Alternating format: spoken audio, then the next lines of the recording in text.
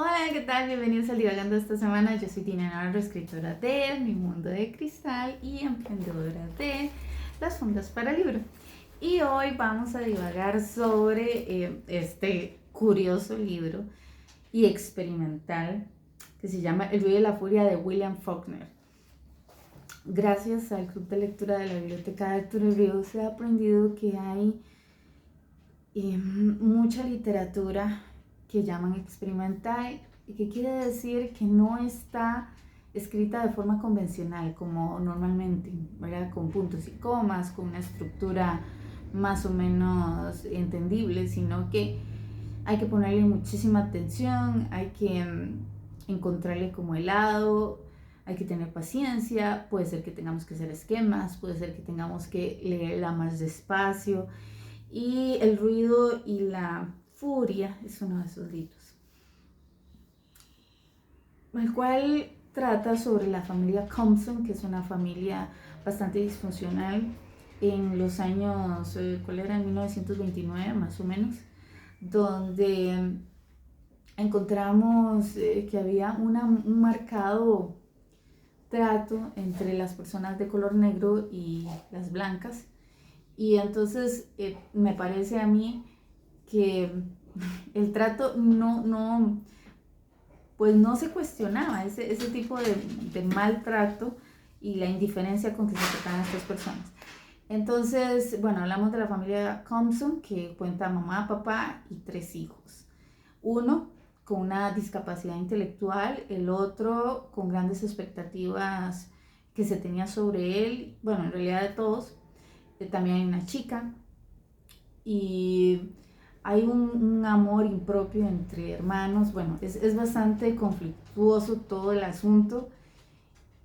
Y yo puedo sacar tres puntos importantes o resaltar sobre este libro. El primero, la poca información que teníamos en aquel momento y todavía ahora, pero yo creo que ahora ya se le da también cierto respeto a las personas con discapacidades, tanto físicas como intelectuales. Todavía falta un montón de camino por recorrer, pero hay grandes esfuerzos que se están haciendo y se está entendiendo que no es ya también tan importante que estas personas sepan tal vez de matemáticas, que sepan de español, o sea, sino cosas muy básicas como arreglar su cama, como saber ir al baño, para poder ser lo más independientes que puedan según su discapacidad.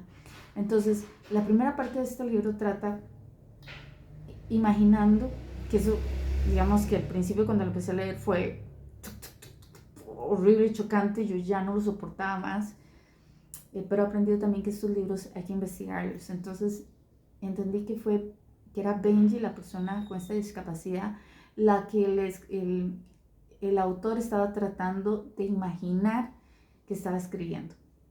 Entonces imaginamos una persona con alguna discapacidad de este tipo que pueda estar narrando su historia. Entonces, claro, era como un poco, eh, no era como, hasta cierto punto no era como secuencial o entendible.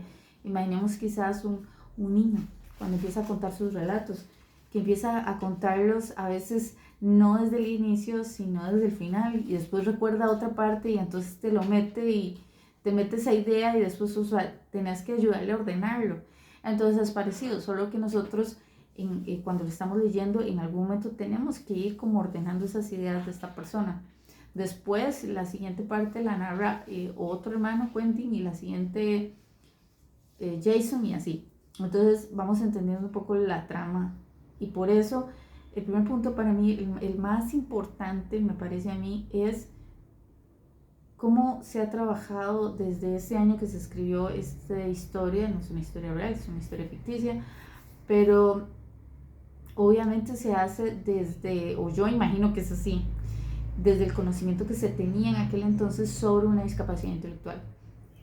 Entonces, ¿qué se ha trabajado? ¿Cómo se ha trabajado? Si alguno tenemos un familiar o alguien cercano o alguien conocido o alguien que nos ha movido el corazón, que una familia que tenga una persona con esta, o una o varias, porque hay familias donde prácticamente esa es su vida, trabajar con ese tipo de personas. Entonces se hacen como muy muy fuertes también, personas donde todos los días es una lucha constante. Yo sé que muchas veces nuestra vida se convierte en una lucha, pero es que a veces la lucha es levantarse a trabajar, o sea, pero tenemos el trabajo. Estas personas no, no pueden ir a trabajar en otra cosa porque no pueden dejar a estas personas solas, porque dependen totalmente de ellos. Entonces tienen que buscar asociaciones que ya hay cercanas. Todo lo que conlleva a alguien enfermo o a alguien con esta discapacidad me lleva a mí a reflexionar sobre ello y qué está haciendo uno y si uno es empático con estas porque o qué tan agradecido estamos haciendo siendo nosotros con nuestra vida que no tengamos una situación así. Y punto número 2, hay muchas expectativas de los padres a los hijos en este relato. Primero que por ser mujer entonces tiene que hacerse cargo del chico con discapacidad y los otros dos, ¿verdad? Y a cuántos no les ha pasado, no desde 1929, sino a nuestros abuelos, a nuestros papás. Yo creo que la generación ya mía, los que nacimos en los 80s, generalmente no vamos con ese chip de que nos vamos a tener que hacer cargo de, de ciertas situaciones que no van directamente conmigo, con nosotros, con esta generación, sino que soltamos. O sea, yo no puedo con esto, yo no puedo con mi vida aquí en pareja, más todos los problemas. Sí hay que apoyar a los papás, yo considero que sí hay que apoyarlos, pero hay una situación de que a veces es una responsabilidad muchísimo más allá, como dejar nuestra profesión para ir a entregar todo por los sueños de nuestros padres. Yo creo que hasta ahí no se llega. Entonces, y creo que ese peso que tienen estos hijos por todas las, y no solo la chica, sino porque la chica, bueno, no les voy a contar, pero la expectativa hacia ella era esa, hacia el otro era que, bueno, ya que tenía que ser el responsable porque todos eran un fracaso, entonces al final este es el que tiene que dar la talla. Y hubo tanto como tanta ansiedad o tanta expectativa hacia estas personas que terminó por explotar, ¿verdad? Terminó por es que literalmente es así, es explotar, no se sabía para dónde iba cuando ocultamos algo mucho rato, sobre todo si es una situación emocional y la guardamos por un gran tiempo, va a explotar de alguna manera, y va a explotar en el momento menos indicado. Entonces por eso hay que irla trabajando poco a poco para poderla ir sanando.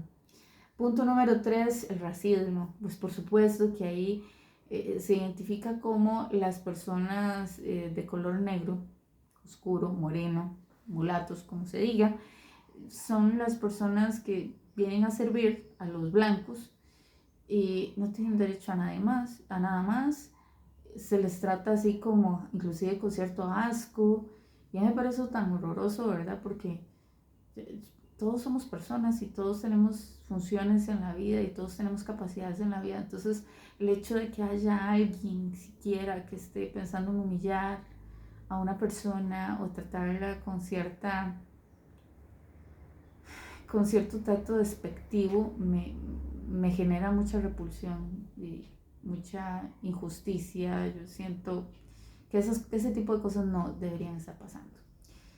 Y bueno, ese sería mi divagando de este libro. Nos vemos la próxima. Chao.